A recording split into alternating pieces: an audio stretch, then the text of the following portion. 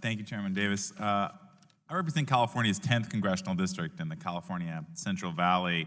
And what I've noticed in our community is there are a lot of seeds of apprenticeship programs that are successful, but they haven't quite grown into the trees that you have in Switzerland or Germany. We have sort of the beginnings of a model. There's a couple that I have toured that I really admire: the National Agricultural Science Center in Modesto, Volt, which basically helps train people in the construction industry and as apprentice mechanics and all the rest. One of the things that I think I'd love to really dive into is how you got the buy-in both from the government entities as well as from the employers themselves to invest such a significant amount in the apprenticeship industry. Because I view, our model as we know what works. We just haven't really scaled it up in a lot of our communities. Dr. Annan, I'd love to start with you. Can you speak to the support of employers in particular, and how do you view the German model as successful in getting employer buy-in at such a large scale, $28 billion or more? I would say that in our country, the companies realize that it is in their own best interest. So they need the skilled workers, and they need the ones that have exactly the skills that they need in the workplace. And with the training, vocational training, that's one of the best things, how they can make sure that they have this workforce.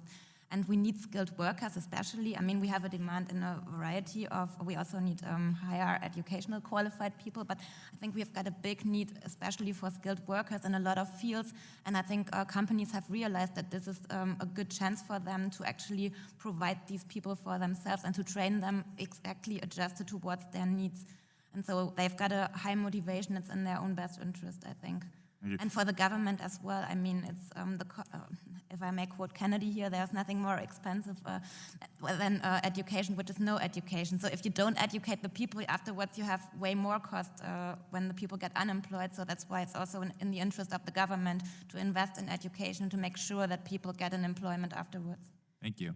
And just to build off Chairwoman Fox's question around new occupations. So my understanding is there's about 327 recognized occupations in Germany. What happens when there's a new occupation that is added? How do you build employer buy-in for that? So first, we try to make sure we often do research in advance, and we do surveys and ask if there is really a need. And we also make sure that's a long-term need, that it's not something that's just a short-term demand, which can be maybe regulated in a different way than having a training occupation. And we also want to make sure that it's a broad qualification which is needed over time. So that's what we try to make sure. And then when we implement it, we also have everybody on board for it. And there is a lot of marketing from the chambers, from the umbrella organizations of the employers, from the trade unions, so they all try to promote this occupation. And we really check this very seriously before we try to establish a new training occupation to make sure that there is a need in the labor market. So once we do that, it is clear that there is a need. Thank you. I appreciate that. Dr. Marti, a question about the Swiss model. The other component here that I think is really important is the seamlessness of these models, where you're actually able to start as an apprentice and go on and earn a PhD like yourself. Can you speak to the importance of a nationally portable credential that apprentices earn at the completion of their degree? Can you share why you feel like that's been successful and how exactly that works? I think a portable degree is very important for the apprentices, of course, because so they can work nationwide, and also every employer in the country knows, an employer in Zurich knows when he or she sees a credential from Geneva what it is. And for the seamlessness of moving into other pathways, it still, of course, depends a lot on the interest and aptitude of the young people. It's not that somehow you're obliged to move on, but still a large percentage of people do it because of their interest and aptitude. Yeah. Thank you. Well, I appreciate that. I think the testimony that I've heard today has really confirmed the importance of apprenticeship programs to making sure that there's more routes to the middle class than just having a four-year degree here.